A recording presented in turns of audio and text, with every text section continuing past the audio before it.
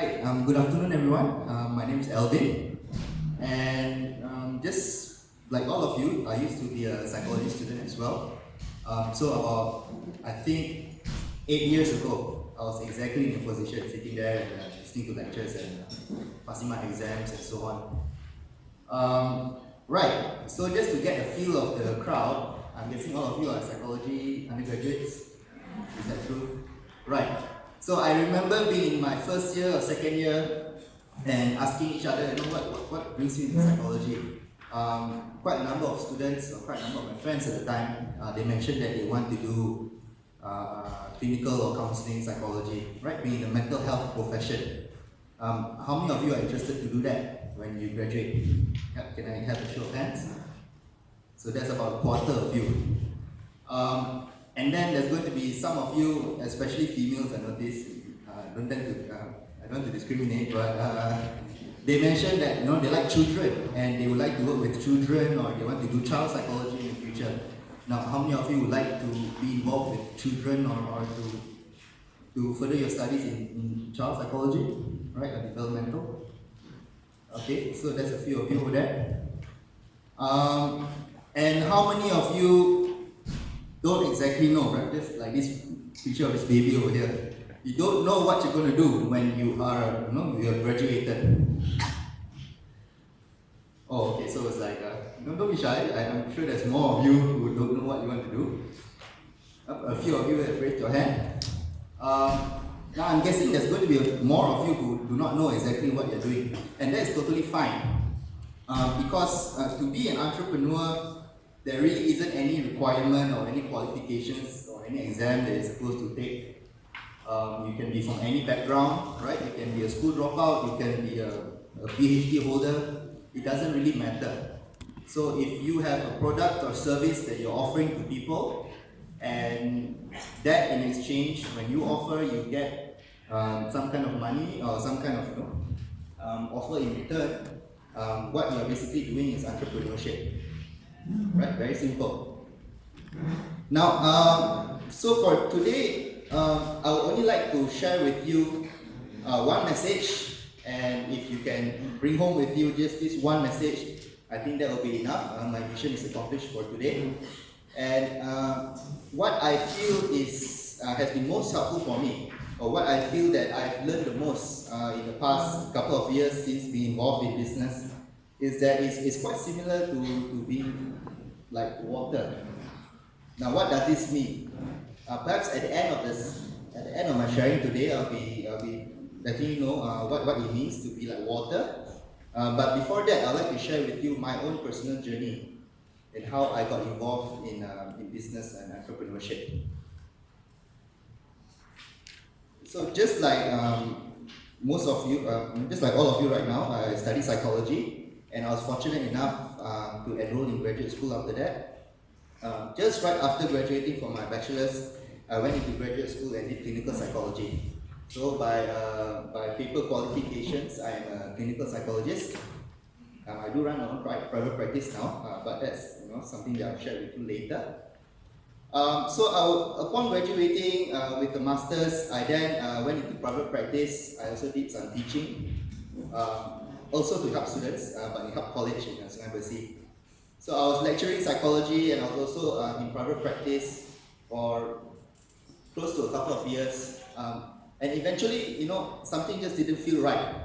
I was satisfied at first, but I felt that my influence or my growth felt that it wasn't enough, right? That I felt that my influence was limited, and at that point in time, I felt that the best way forward, in order for me to grow, in order for me to grow as a person as well as to grow my influence, will be to take full responsibility of my career choices or decisions and what I want to do in my life, right? And I felt that the best way forward for that was to start my own business. But then I had a problem, and I think this is a common saying that most people share, right? They would say when someone wants to start a business, a lot of people will say that, oh, but you need money to make money, I don't have that kind of capital. It's the same kind of struggle that I had for myself. So I had 2 years worth of savings, and I'm going to be very transparent with you right now, is to the point that I decided to start my business. It was at about 10,000 ringgit. And at the point that when I started investing in the business, it was at about 15,000 ringgit. So I had 15,000 ringgit in my bank account, and assuming that I would like to start up a retail business, that would easily cost me or set me back about 200 to 400,000 ringgit. How is that even possible? I only have a tiny fraction of what is required to start up a business. So I took some time to evaluate and to reflect on myself. What are some of the skills or talents that I have that I'm able to offer to people in exchange for money? And of course, these skills and talents have to be something that people actually want. Eventually, long story short, this was my first business. And at 15,000 ringgit, this is food and beverage, by the way. Any idea in the audience how or what did I do with that 15,000 ringgit? Right, I don't think I would have an idea as well. But I decided that I thought that a brilliant idea at the time was to start a roadside hawker stall business, and that is exactly what I did. Right, I quit my full-time jobs that I had at the time, which was therapy and lecturing. Right, I moved into part-time, so I was lecturing in SEGI at the time, right, a couple of subjects, as well as doing therapy on the side. But I figured that I could do something in the evenings and at the night, and that is what I did. So I prepared the recipes, I did some experiments, I asked my friends to come over and try it out, and I thought that this was a really brilliant idea. My first night, I set up stall by the side of the road next to Public Bank in SS15. There's a bunch of food trucks there. And I thought that it was going to be a booming business. At the end of the first night, the only people who came and ordered my skewers were friends of my girlfriend at the time. And so we sat around and it was just like a mini barbecue. Right? It was a total failure. And I also realized that there were many problems with the idea that I thought would work. Right? The meat wasn't going to be fresh by the end of the night because I don't have a fully functioning kitchen. And the physical labor involved in doing this, I do not think that I'm able to sustain in the long term. So I had to figure out a way to pivot my idea. Since I've already decided that I'm going to be doing business, there's no turning back now. What am I going to do next? So with this first business, I've already invested about 8,000 ringgit. So in my bank account, I had about 7,000 ringgit, which, to begin with, 15,000 wasn't much. So now 7,000 is basically, what can I do about it? So in that following about 3 or 4 months, I continued on with my part-time lecturing and part-time therapy. And I also then started approaching small businesses, whether in hawker stalls or in food bazaars, and try to understand, right? I interviewed them, try to understand how they start up their business, how are they doing, and what are their future plans.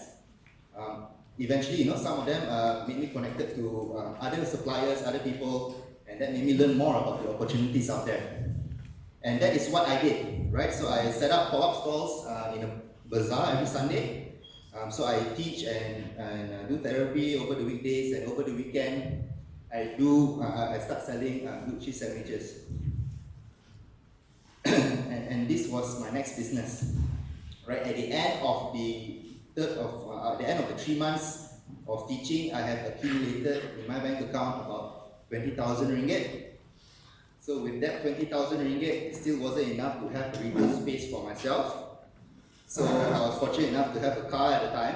I sold off that car, and I needed a bigger car to move around stock. So I got myself a 12-year-old second-hand car, which at this point in time the gasket is leaky. But I did that, right? So I sold my previous car that I used for transportation. I bought a second-hand car, and with that I have in my bank account about 50,000 ringgit. So I went around looking at universities, including this place actually, while I was running the business, looking for a kiosk in order to serve takeaway blue sandwiches and coffee and so on. But the places that I I approached at the time did not want me, right? It's either I did not have the business experience that they require, so they do not have confidence in me, or the rental is too high, and so on. So eventually, I arrived at a suitable location, which was 700 square feet, barely able to fit about 20 customers at a time, with a manageable rental. Based on what I have, I started up this cafe, right? So I learned how to make coffee and so on. Eventually, it led to things that you usually find in cafe, like all-day breakfast, pasta. Right, so I was running it, and then I hired one person to do the cooking, and then eventually I hired another person to do the coffee, and that left me with some time. So the months were going great, there was profit at the end of the month. That was a sign of relief for me. And a few months in, there was an opportunity, right? So I invested about 30,000 in this. I'm left with about 20,000, and I'm not losing money each month, so that's a good sign. What can I do with that extra money that I have and the extra time that I have? So that then an opportunity came up. A psychiatrist wanted to sell off one of his practice, and myself with two other partners, we came in, and the guy is pretty understanding, right? We do not actually have the capital to really take over the business. He allowed us to pay in installments for a period of up to 2 years, and that is exactly what we did, right? So after I calculated the cost, how many sessions I needed to do a month in order to break even. So when you're doing business, you tend to think of how much does it take to break even, so that you don't have to lose money, right? Don't even think of making money yet. And that is what I did. So a few months into the cafe business, we took over a private practice, and thankfully, a year later, we managed to pay off our debt to the psychiatrist, so it's debt-free and it's making money, and that's great, good news for me. So a year into operations, my private practice. But also a year into operations of the cafe, it began to not make the profit that it used to make, right? Breaking even each month, and I had to make the decision of whether I should keep it running with the time commitment and the effort that it needs in order for it to keep going on, or I can just sell it off and get the money that's stuck there in order to invest, based on the experience and learning that I've had, whether in human resource management, in what is an effective business model, or how to improve the product. So after some deliberation, I decided to sell this off, and this was my last day in business. There's a picture of me in my cafe, and here I am today, right? So the money is still sitting in the bank, thinking what to do next. My choices are most likely investing in my next F&B business, or getting more experience in training and consulting, so that eventually the skills that I develop will lead me to more business opportunities in the future. So that has been happening in the past couple of years since I decided that I want to take full responsibility over my own career growth, right? Because I felt limited by my circumstances, and I think the past 2 years have been rather rewarding for myself. So in what way is my experience so far related to water?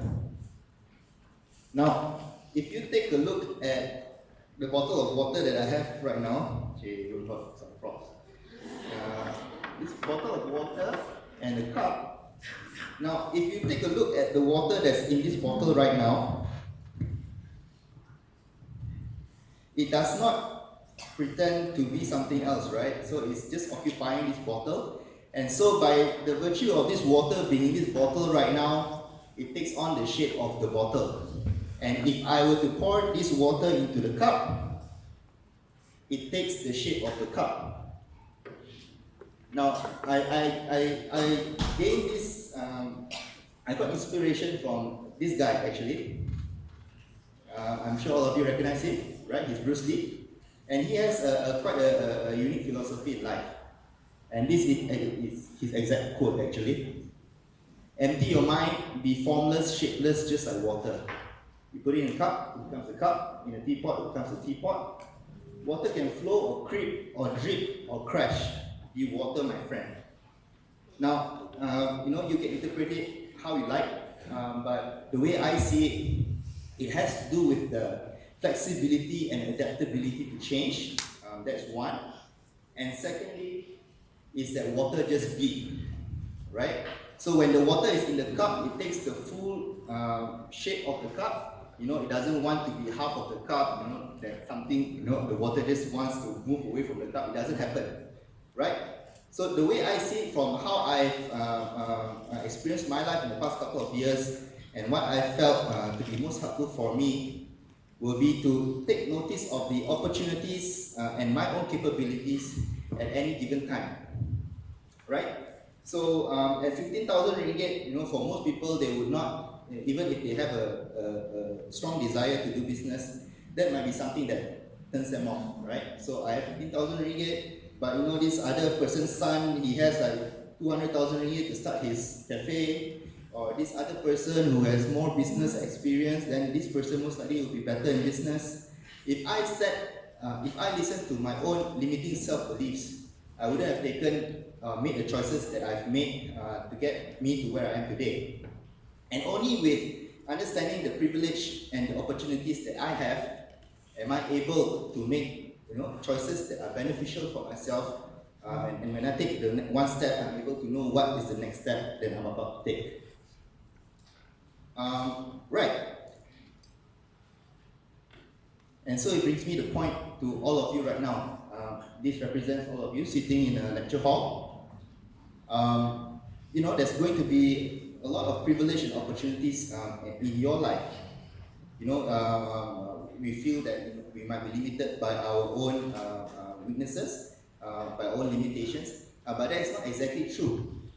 Assuming that you take the full shape of the cup, if you're a water, you'll be, I think the take-home message will be to be aware of the opportunities that you have in your own life, right? So if you feel that you are socially anxious, then perhaps look around you. There's so many people that you're able to interact with.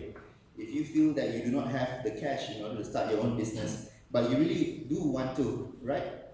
Maybe you can even start a blog. You can even start, selling some things online. Doesn't take much.